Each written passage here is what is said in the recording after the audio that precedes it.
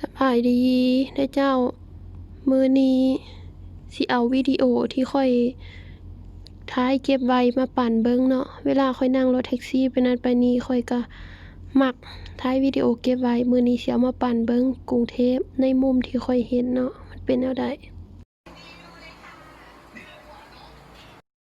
Married now, I heard that your dreams came true. Guess she gave you things I didn't give to you. Old friend, why are you so shy? Ain't like you to hold back or hide from the light. I hate to turn up out of the blue on my face and that you be reminded that for me it isn't over. Never mind, I'll find someone like. Never mind, I'll find someone like you. I wish nothing but the best.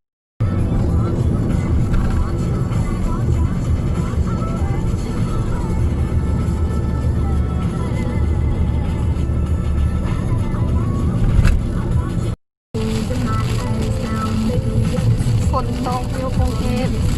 คิดฮอดบ้านแน่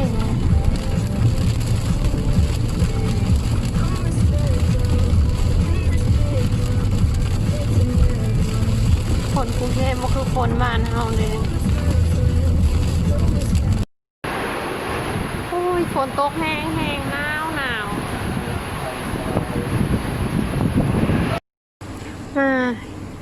ต้องอ่านอยู่ไทยบ่สแกน QR code ใน LINE ไปเช็คอินเข้าบ่ได้นี่ซื้อมาแล้ว Wrap Brief Wrap Subway แพ็กเกจนะคะกับ Easy Big Holiday เราจัดหนักแจกใหญ่ช็อปฟอร์มทุกชั่วโมงกับทุกแพ็กเกจที่เลือกมาแล้วว่าเด็ดเพื่อคุณโดยเฉพาะค่ะถ้าคุณจะเลือกที่พักริมแม่น้ำปิงสไตล์สถาปัตยหัตถกรรมนะคะผสานวัฒนธรรมพื้นเมืองและล้านนาร่วมสมัยเจ้าของรางวัลออกแบบทั้งไทยและต่างประเทศเป็นต้องเลือกที่นี่ค่ะโรงแรมลิตเติ้ลเชลเตอร์เชียงใหม่หรือว่าจะรอลุ้นแพ็กเกจอื่นที่คุณถูกใจก็ได้นะคะแต่ว่าไม่ว่าจะชอบแพ็กเกจไหนก็ลุ้นกันได้แค่คุณต้องลงทะเบียนร่วมสนุกค่ะทาง LINE Official Account BEC Bureau Radio นะคะหรือทางเว็บไซต์ easyfilm.com ลงทะเบียนได้บ่อยนะคะยิ่งลงมากยิ่งมีสิทธิ์มากเราก็ต้องย้ำว่ากิจกรรมนี้แจกทุกชั่วโมงหมายความว่าเราคือระบบใหม่กัน เดี๋ยววิ่งเลาะทรายให้ จะ ดู แจกทุกวันนะคะวันละ10แพ็กเกจตั้งแต่10 คอนโดแถวนี้ก็บรรยากาศดีเลยนะเห็นแม่น้ำ ช่วง1 ทุ่มค่ะจะร่วมสนุกกันนะคะ คอนโดริมแม่น้ำเจ้าพระยา ต้นไปในทุกช่วงกิจกรรมและพิเศษสำหรับสัปดาห์นี้ค่ะ เราจะข้าม เรามีโบนัสนะคะแจก3แพ็กเกจที่พักที่คุณชอบลิ้ว ข้างหน้าเขาเรียกว่า สัปดาห์หน้า น่าจะเรียกว่าเกาะเกร็ดมั้งสามารถนั่งเรือข้ามไปได้นะแล้วเดี๋ยวพอเรามองซ้ายไปเสร็จปุ๊บเราจะเห็นเจดีย์ที่จมน้ำอยู่ โอ้โห เท่านั้นค่ะ Easy Big Holiday สนับสนุนโดย AIG บริษัทประกันภัยชั้นนำระดับโลกพร้อมอยู่เคียงข้างคุณในทุกช่วงเวลา Amon Prestige เสาคำสะพาน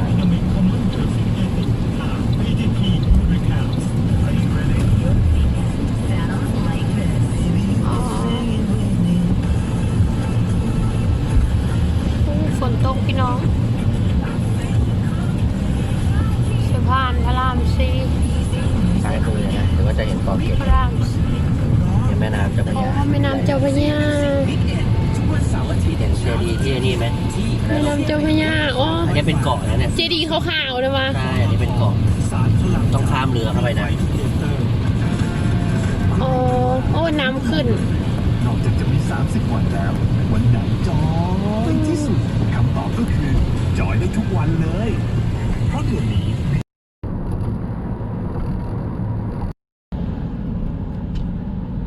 โอ้โหดงรถพี่น้องดงรถรถติดคานกระดึบไปเธอละหน่อย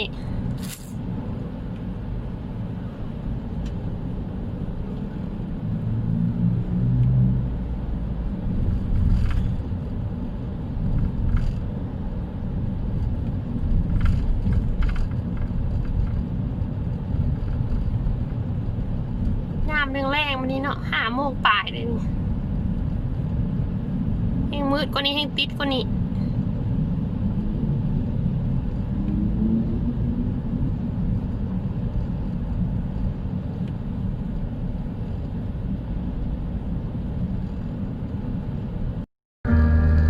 And I'm trying to find a reason to get up. I'm trying to find a reason for this stuff.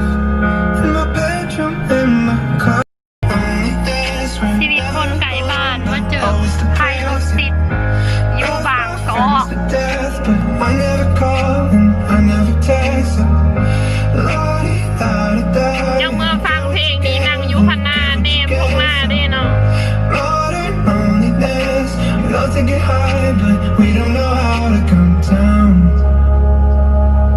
If I could break my DNA to pieces,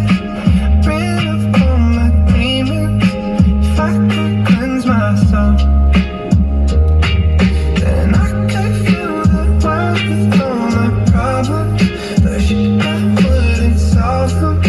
so I'ma feel alone. I'm trying to find a reason to get up. I'm trying to find a reason for this stuff. ฟังเพลงมาดีแล้วก็แบบ In my นั่งรถเนาะเดินทางไปเที่ยววันนี้นะบนธรรมชาติคือสีขาว loneliness, we're never alone, always depressed. Love my friends to death, but I never call, I never text. La-di-da-di-da, get what you get what you get. So, modern loneliness, love to get high, but we don't know how to come down, down, down, down, down, down. We don't know how to come down, down. มีไผรู้สึกแบบนี้แน่